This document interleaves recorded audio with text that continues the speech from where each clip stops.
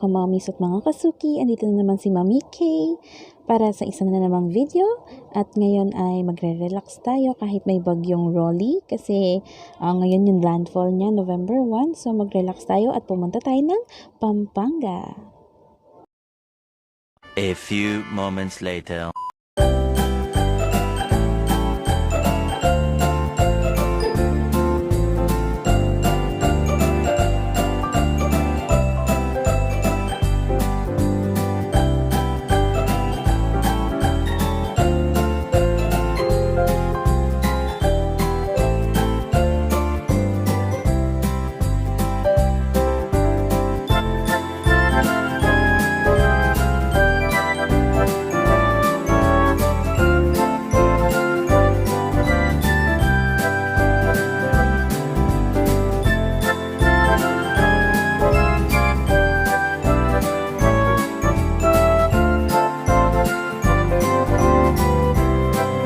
Two hours later. Ayan, so tapos na po yung breakfast natin. Doon tayo nag-stop over sa may gasolinahan on the way here. And then ngayon nakarating na tayo sa Villa Alfredo dito sa San Fernando, Pampanga. So ayan, naghahanap kami ngayon ng mga rooms.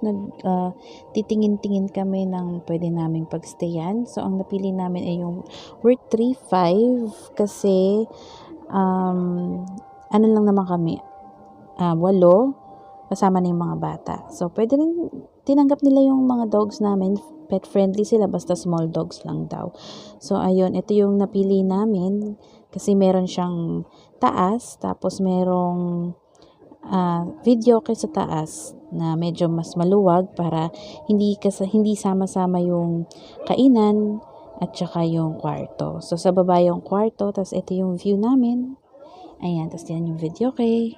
Tapos ito pa yung isa namin pinuntahan na room. 3,500 din siya pero mas maliit. Wala siyang video kay, wala siyang taas. Isang kwarto lang talaga siya. Studio type pero 3 yung kama niya. So ang ginawa namin, nagdagdag na lang kami ng isa pang mattress. So ito naman yung view dun sa may banda sa entrance. Meron siyang mga birds na.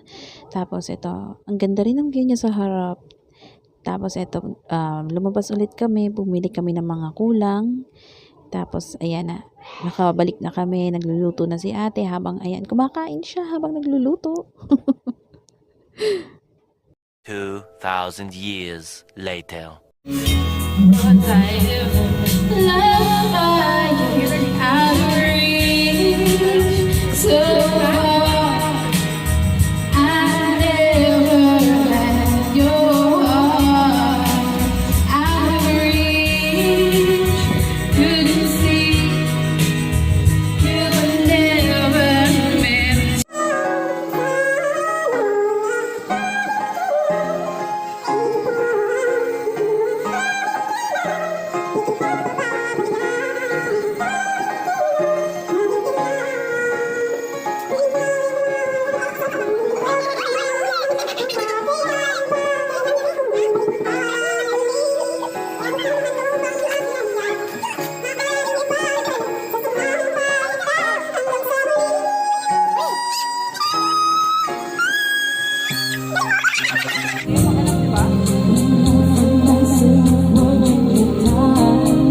Ilang ganito yun?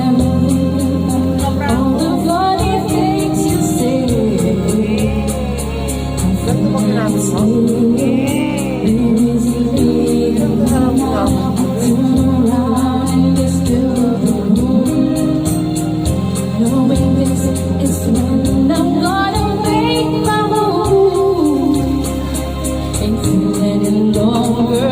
But I'm feeling stronger, just as I walk through the door, I can feel your emotions. Ayan, patawarin niyo na ang ganda ko sa pagwawala ko ng gabing iyon. So tuloy na tayo. Ito pa ang mga pangyayari. The next day.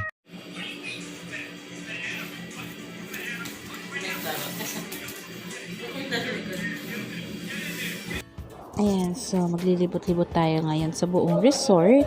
Titingnan natin yung mga pools kasi meron silang mga iba't ibang klase or iba't ibang team ng pools. At saka, pupunta rin tayo dun sa aviary ba yun? At saka, yun, yung mga may fishes sila. So, isa-isahin natin yun. May taga-alaga na ako. Hi mga babies! Ito yung mga birds and fishes. Nandyan sila, ayan.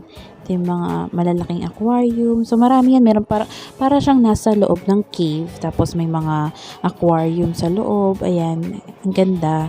So, nakaka-relax din yan. Tapos, meron pangilan-ngilan mga dito, mga birds. Ayan, dito sa mga cages na yan. May mga birds dyan. Ayan, ang lalaki nila, grabe. Ayan, parang sinusundan nila si Ate Rain. Sinusundan niya si Ate Rain. Ayun! Cute. Tapos dito yung mga ibang birds. Sila yung may ingay sa gabi. Ang haba nito. Pero yung iba hindi namin nakita. Siguro natutulog yung ibang birds. Ayan.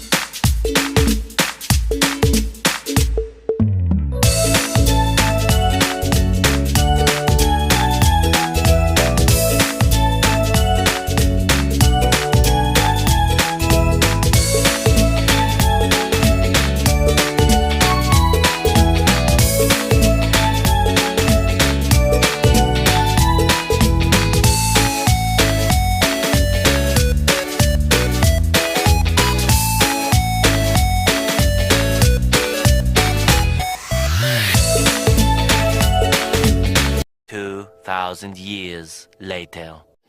Ayan, so tapos na ang aming overnight swimming. So kakain muna kami dito sa Ningnangans, dito sa Pampanga rin, bago kami umuwi sa Cavite. So pwede rin dito yung mga pets, small pets, tsaka mga bata. Kaya dito kami kumain.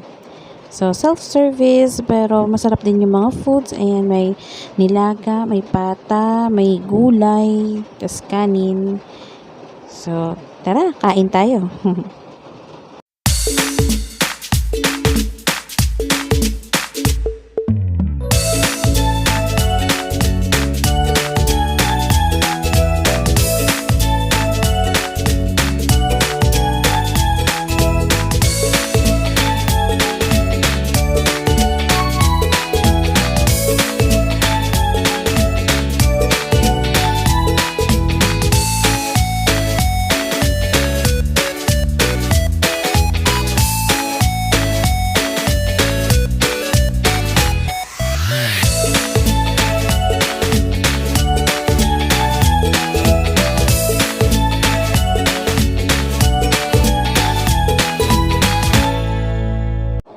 saya ng aming trip sa Pampanga. Maraming salamat po sa inyong panonood. Sa next video ulit.